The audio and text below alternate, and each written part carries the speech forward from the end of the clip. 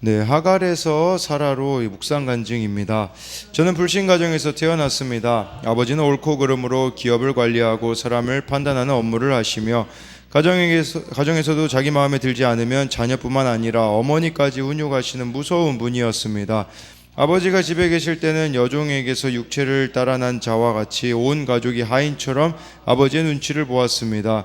그래서 집은 제게 불편하고 싫은 곳이 되었습니다. 그런데 이것은 결혼한 뒤에도 마찬가지였습니다.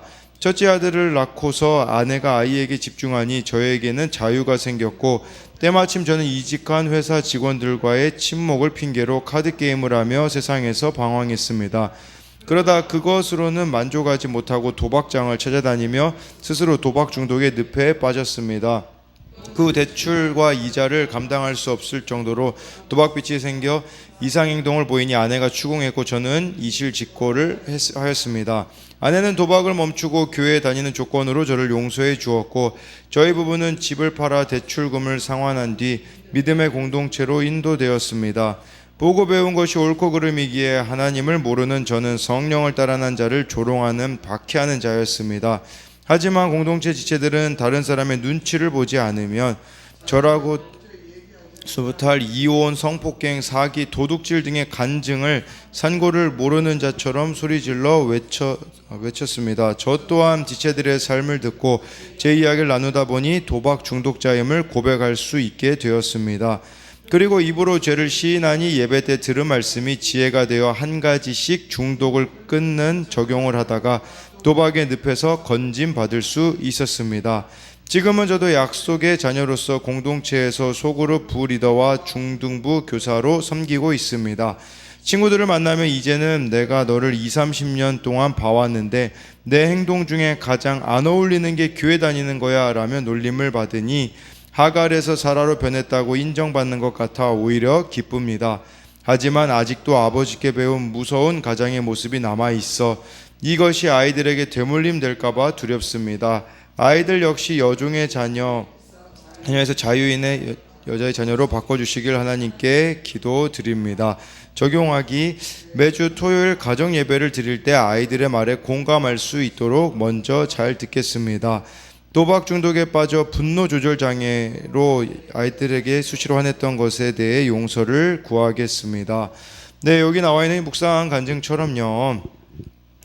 이렇게 종에 우리가 뭔가 다 매어지는 것들이 있다라는 것을 말해주는 겁니다. 정말 그러나 예수님 안에 여러분들이 있다면 자유자가 되어야 된다 해서 이분 같은 경우는 도박 중독에 대하여서 끊어지게 되었고 또 공동체의 사람들이 저라면 도저히 얘기 못할 이혼, 성폭행, 사기, 도둑질 간증을 나누었다라는 것은 자유해진 것이 아니겠습니까? 이처럼 우리가 사실은 매여 있으면 오픈을 할 수가 없습니다. 그러나 정말 그것으로부터 자유해지고자 한다면 이런 것들이 또한 오픈할 수가 있게 되어지며 그리고 또 이것이 우리를 자유자로 만드는 것이다 라고 볼 수 있습니다. 네, 오늘 말씀은 갈라디아서 4장 21절부터 31절까지인데요. 정말 종인가 자유인인가 이거를 우리가 봐야 되는데요. 21절에 내게 말하라 율법 아래에 있고자 하는 자들아 율법을 듣지 못하였느냐라고 해서요.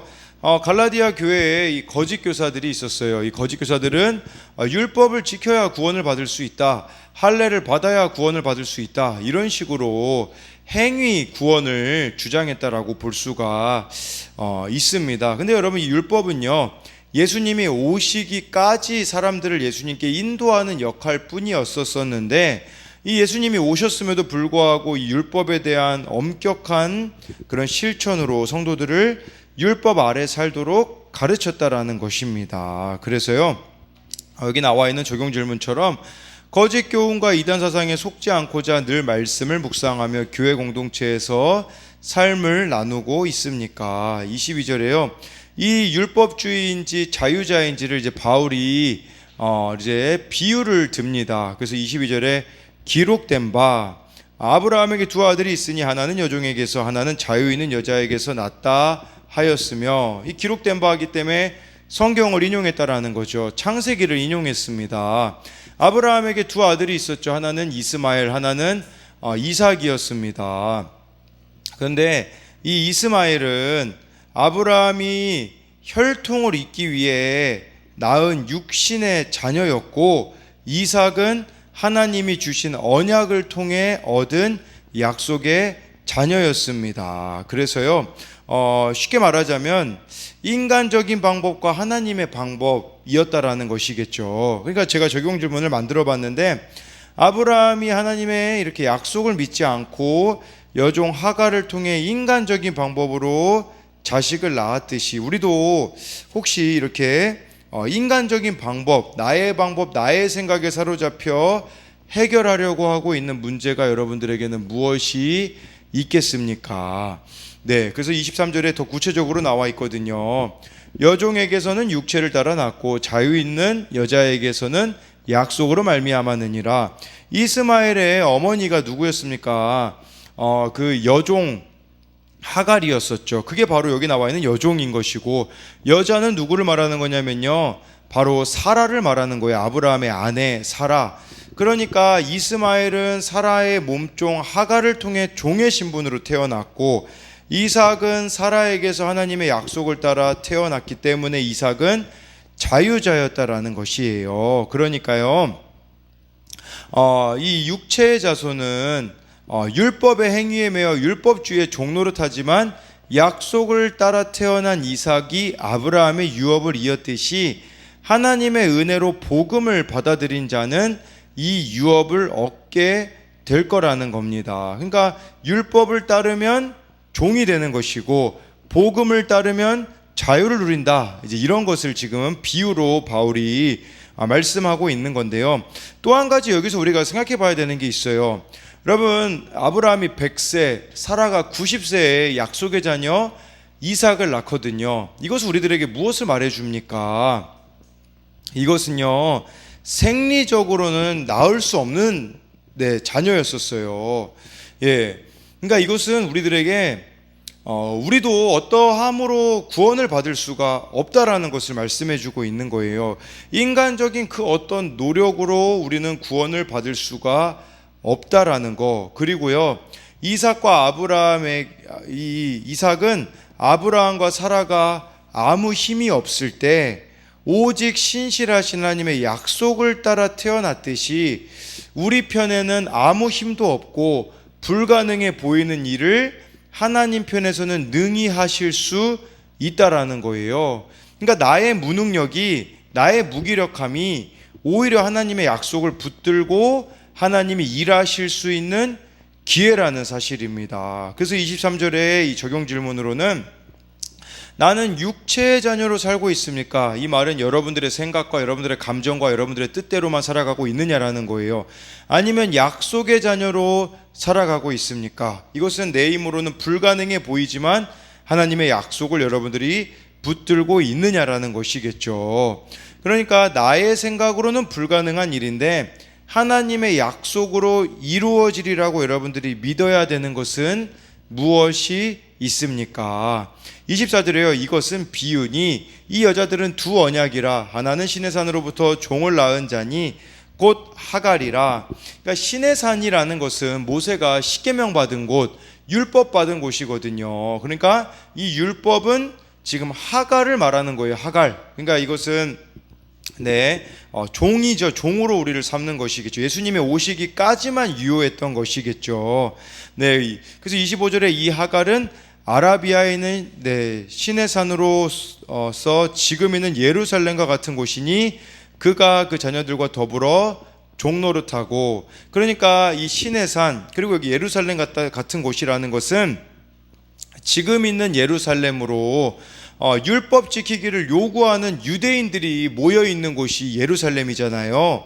그러니까 이 예루살렘은 모세가 율법을 받았던 시내산과 의미상으로는 동일한 곳이라는 거예요. 즉 율법의 종들을 낳는다라는 그런 것을 말하는 것이겠죠. 그러니까 지금도 예수님 믿는 것만으로는 구원받을 수 없다고 말하는 자들이 바로 여기에 속한 자들이에요. 그렇기 때문에 도덕이나 선행이나 그 밖에 하나님의 마음에 드는 행위가 뒷받침되어야 된다라고 주장하는 자들이 바로 하갈에게서 난 자와 같은 자들이라는 거예요. 26절에 오직 위에 있는 예루살렘은 자유자니 곧 우리 어머니라. 이단 중에요, 하나님의 교회 있잖아요, 장길자가 어머니 하나님이라고 주장하는 구절이 이 구절이에요. 근데 이것은 전혀 관련이 없습니다. 그러니까 이것은 지금 그걸 말하는 게 아니라 오직 위에 있는 예루살렘, 25절에 그냥 예루살렘이 아니라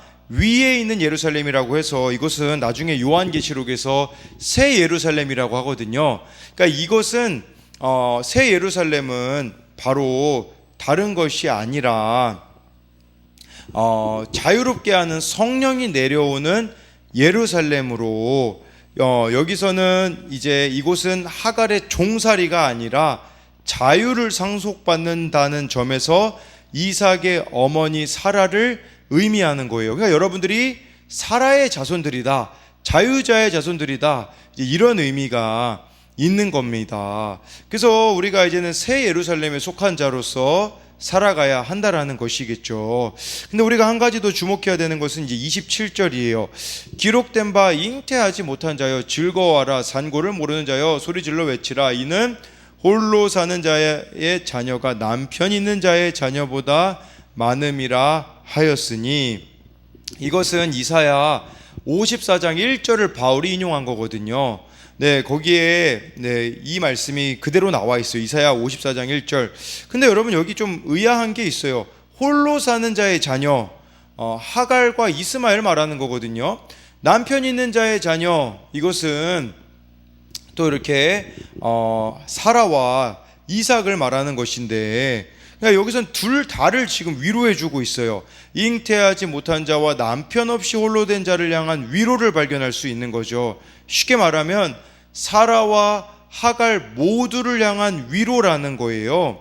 그러니까 이것은 무엇을 말하는 것이냐면, 하나님은 자유자인 사라의 자녀도 종인 하갈의 자녀도 긍휼히 여기시고 모두가 믿음으로 구원받아 아브라함의 진정한 자녀가 되기를 원하신다라는 거예요. 그러니까 모두가 다 예수님만을 믿음으로 구원받기를 원한다라는 거예요. 지금 율법 지키는 자들도 이제는 그 율법이 아니라 예수님을 믿음으로 구원에 동참하기를 원한다라는 것이죠. 더 구체적으로 말씀드리자면 하나님은 나뿐 아니라 정말 나의 원수까지도 구원받기를 원하신다라는 겁니다.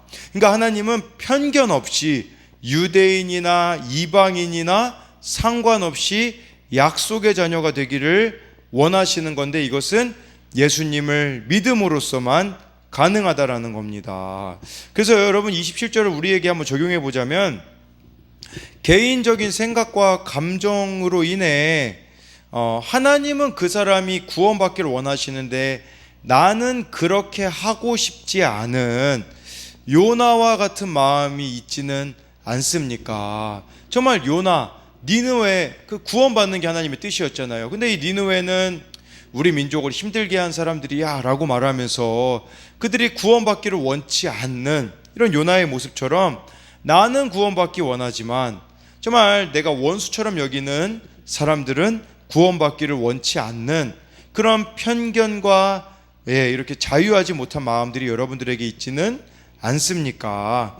28절에 형제들아 너희는 이삭과 같이 약속의 자녀라 라고 해가지고요, 바울은 유대인들이 아니라 믿음을 쫓아가는 자들만이 약속의 자녀들이라고 단정하고 있어요. 29절에 그러나 그때 육체를 따라 난 자가 성령을 따라 난 자를 박해한 것 같이 이제도 그러하도다.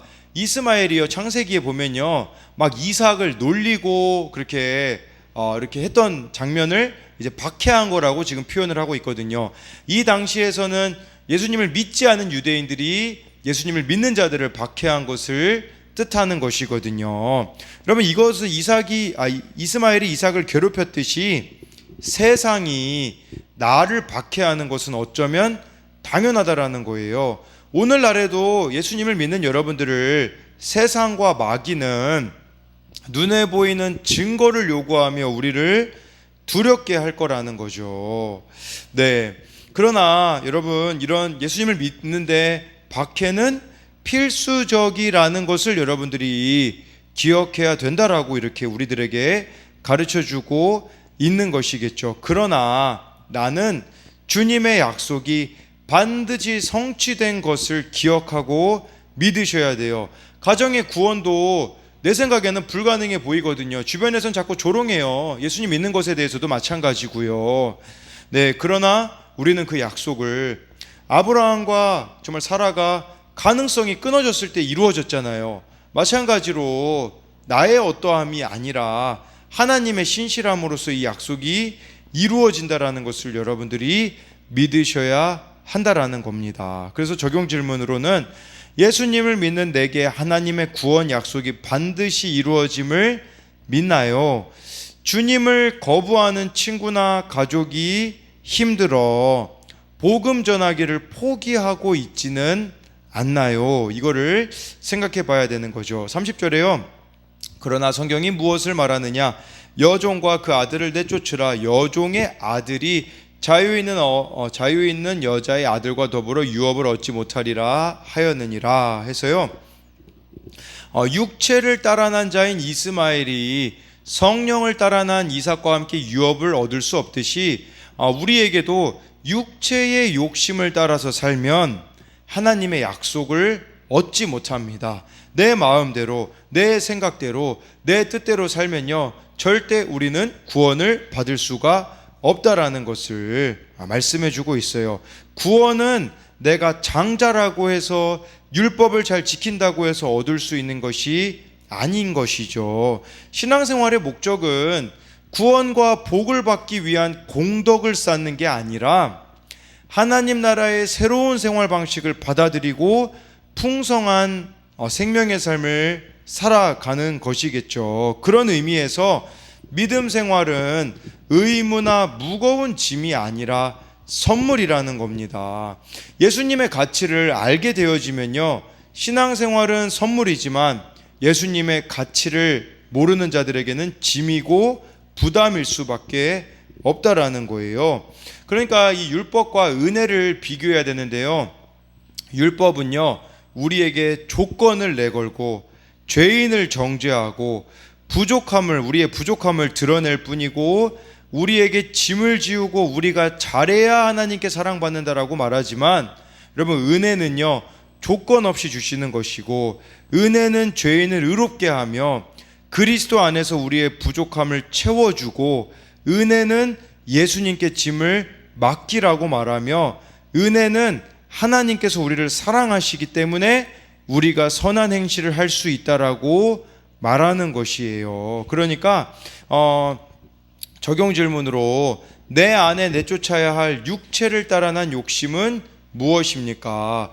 신앙생활은 여러분들에게 어떻게 다가오고 있습니까? 율법적입니까? 아니면 은혜롭습니까? 이것을 봐야 되는 것이겠죠. 마지막으로 31절에요. 그런즉 형제들아, 우리는 여종의 자녀가 아니요 자유 있는 여자의 자녀니라 라고 이렇게 해가지고 더 이상 율법에 매이지 말라고, 정말 자유롭게 하는 예수님의 십자가 복음만을 믿으라고 이렇게 바울이 이 갈라디아 교회 성도들에게 가르쳐 주고 있는 겁니다. 그러니까요, 저도 그런 생각을 해보게 되어지는 거예요. 사실 우리가 바울이 그런 고백을 하잖아요. 우리가 예수님을 믿으면 우리가 성령을 통해 하나님을 아빠 아버지라고 부른다고. 그 아빠 아버지, 하나님과의 친밀함이 없는 행위는 다 나의 행위가 되어버리거든요. 그러니까 정말 여러분들이 다른 무엇보다도 하나님과 교제하시는 삶을 사셔야 됩니다. 자꾸 이 교제가 끊어지니까 우리는 막 자꾸 다른 것들로 이걸 대신하려고 하거든요. 다른 것들로 채워 넣으려고 하거든요. 그러나 결코 만족할 수가 없기에 정말 여러분들이 하나님과의 이 친밀함 가운데 모든 일들이 행하여지기를 소망합니다.